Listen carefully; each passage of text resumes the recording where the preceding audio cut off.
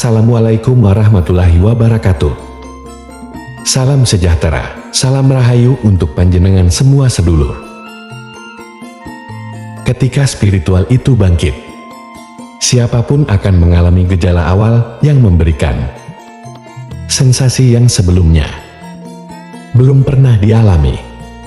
Dan gejala-gejala yang terjadi tersebut, itu akan terjadi pada tubuh, pada pikiran dan perasaan, bahkan secara perilaku.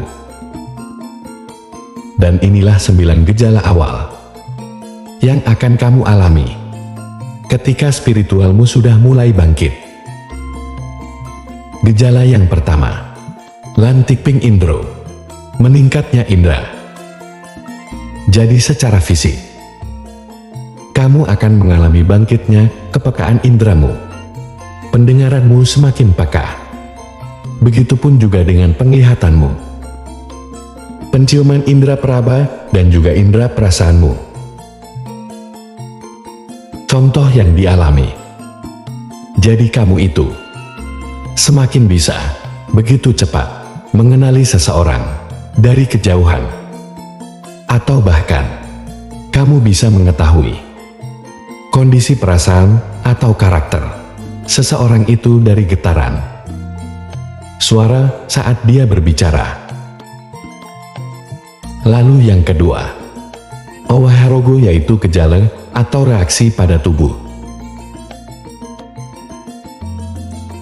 Dan yang dialami ini bermacam-macam yang terjadi. Setiap orang itu bisa berbeda-beda. Contohnya ada yang mengalami pada tulang ekornya itu tiba-tiba sering mengalami kedutan. Ada juga yang titik ajenanya atau kedutan di antara kedua alisnya. Itu juga ada yang mengalami. Lalu ada juga yang ubun-ubunnya yang sering berdenyut. Ada juga yang telinganya itu mengalami sering berdengung. Itu juga banyak yang mengalami. Lalu yang ketiga, lantikan wirasat, yaitu kepekaan firasat atau intuisimu itu semakin bertambah peka. Jadi kamu biasanya itu mengalami merasa semakin selaras dengan diri sendiri, sehingga kamu semakin peka dan bisa membaca keadaan sekitarmu dengan cepat dan akurat, di luar kesadaran akalmu. Ini terjadinya adalah karena tersingkapnya tabir atau sekat yang menghalangi intuisimu. Ketika spiritualmu itu mengalami kebangkitan. Lalu gejala yang keempat yang sering kamu alami, yang yaitu kangden angan mara. Apa yang terlintas dalam anganmu itu menjadi mendekat atau muncul dalam waktu yang cepat. Contohnya, seperti ketika tiba-tiba terlintas begitu saja, atau teringat dengan seseorang, entah itu teman atau orang yang kamu kenal, dan kamu ingin bertemu. Itu bisa beberapa jam atau sehari setelahnya itu. Dengan tidak sengaja, kamu bertemu dengannya. Atau ketika pas ingin memakan sesuatu, secara tidak sengaja setelahnya pun, kamu itu memakan makanan tersebut, dan itu sering sekali kamu alami.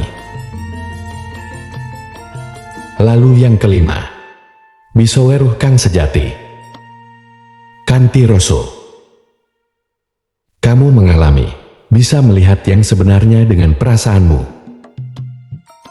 Jadi kamu itu mulai bisa melihat sesuatu, suatu kebenaran di balik peristiwa maupun benda melalui perasaanmu.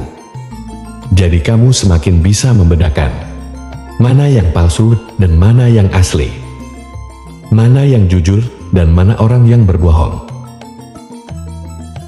Jadi kamu semakin menjadi peka dengan hal-hal kebohongan bohong air atau yang berbau dengan tipu-tipu. Lalu yang keenam, neroso pisah. Senang dewe. Kamu pernah mengalami merasa terasing dan suka menyendiri. Jadi yang terjadi di awal itu, kamu sering mengalami merasa terasing, meskipun sedang bersama orang lain bahkan dengan orang-orang yang terdekat.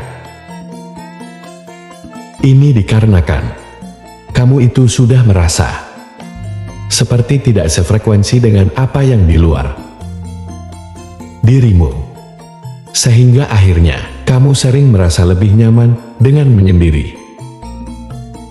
Karena dalam kesendirianmu, kamu itu lebih merasa nyaman dan kesadaranmu semakin meningkat.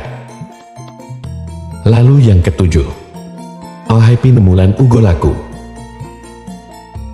Jadi kamu mengalami berubahnya cara pandang atau keyakinan dan juga sikapmu. Cara kamu memandang dan menilai sesuatu itu menjadi berubah dari sebelumnya. Kamu menemukan bahwa cara pandang dan cara berpikirmu dulu itu adalah keliru, dan kamu sekarang mengubahnya dengan hal yang kamu yakini itu benar, sehingga sikapmu pun menjadi berubah, sampai-sampai kamu itu mengalami banyak benturan dengan pasangan, dengan orang-orang terdekat, seperti keluargamu, lingkunganmu, bahkan juga teman-temanmu. Lalu yang kedelapan, neroso katuntun. Kamu merasakan ada yang membimbingmu menuju arah tujuan yang jelas. Seakan seperti kamu itu menemukan guru yang membimbing, yang selalu membisikkan suara kebenaran yang harus kamu pilih dan kamu tempuh dari dalam hatimu. Dan sejak itu pun, kamu selalu mendengarkan bisikan dari dalam hati kecilmu tersebut, yang tidak pernah berbohong. Lalu yang kesembilan, dadi pengenya bakti. Menjadi ingin berbakti. Kamu mengalami munculnya dorongan-dorongan yang sangat kuat dari dalam hatimu untuk selalu mendekatkan diri atau menghamba kepada Sang Maha Kuasa. Seperti kamu itu makin suka untuk beribadah, bertirakat, berpuasa, bermeditasi, dan lain-lain. Lalu juga timbul perasaan ingin bisa berbagi atau peduli kepada sesama. Dan muncul juga keinginan dalam hati kecilmu untuk bisa menolong orang-orang yang lebih lemah dari kamu. Kamu menjadi ingin lebih banyak beramal kebaikan, dan ini adalah puncak gejala ketika mengalami kebangkitan spiritual. Ojo kulinong remeh kaluputan cilik, mergo kui bakal dadi kaluputan kangge. Janganlah terbiasa menyepelekan kesalahan kecil, karena itu akan menjadi kesalahan yang lebih besar. Semoga ini bermanfaat. Wassalamualaikum warahmatullahi wabarakatuh.